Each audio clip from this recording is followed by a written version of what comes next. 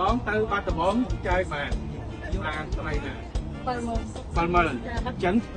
xong ba buôn đỏ mười chỉ lên ba chân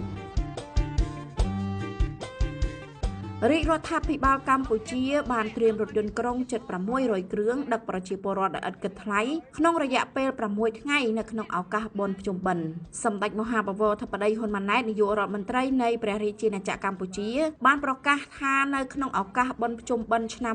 2025នេះរដ្ឋបាលរាជធានីភ្នំពេញបានត្រៀមរថយន្តក្រុងជិត600គ្រឿងសម្រាប់បម្រើសេវាដឹកជញ្ជូនប្រជាពលរដ្ឋនៅក្នុងរាជធានីភ្នំពេញប្រចាំថ្ងៃនិងសម្រាប់ដឹកជញ្ជូនប្រជាពលរដ្ឋទៅលេងស្រុកកំណើតនៅក្នុងឱកាសបុណ្យភ្ជុំបិណ្ឌប្រពៃណីជាតិខ្មែរឆ្នាំ2025ចំនួន6ថ្ងៃដែលឥតគិតថ្លៃចាប់ពីថ្ងៃទី20ដល់ថ្ងៃទី25ខែកញ្ញាឆ្នាំ2025នេះតាមរយៈបណ្ដាញទំនាក់ទំនងសង្គមផ្លូវការរបស់សម្ដេចមហាបវរធិបតីហ៊ុនម៉ាណែតនៅព្រឹកថ្ងៃទី11ខែកញ្ញាឆ្នាំ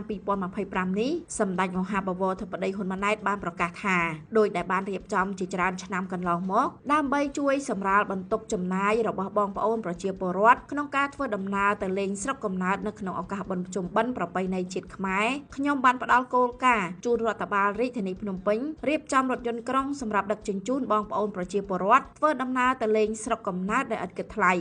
សម្ដេចបានបន្តឲ្យដឹងថាអាយដាមខួងស្រេងអភិបាលនៃគណៈអភិបាលរាជធានីភ្នំពេញបានបញ្ជាក់ថារដ្ឋបាលរាជធានីភ្នំពេញបានត្រៀមរៀបចំរថយន្តក្រុងចំនួន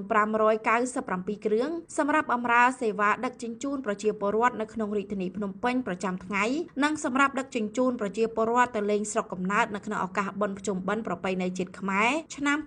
2025ចំនួន6ថ្ងៃដែលគិតចាប់ពីថ្ងៃទី20ដល់ថ្ងៃទី25ខែកញ្ញាឆ្នាំ2025ដោយក្នុងនោះទី1រថយន្តក្រុងចំនួន100គ្រឿងប្រើប្រាស់សម្រាប់បម្រើសេវាដឹកជញ្ជូនប្រជាពលរដ្ឋប្រចាំថ្ងៃក្នុងរាជធានីភ្នំពេញនិងសេវារថយន្តក្រុងសាធារណៈអាកាសយានដ្ឋានអន្តរជាតិភ្នំពេញ Airport Express Bus ទី2រថយន្តក្រុងចំនួន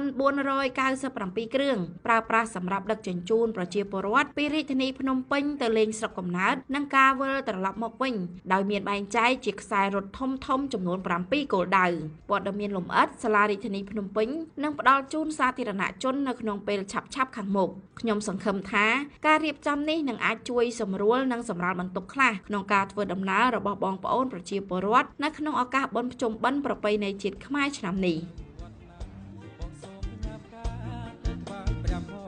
ឈូកសក្រហមអមចំការក្រង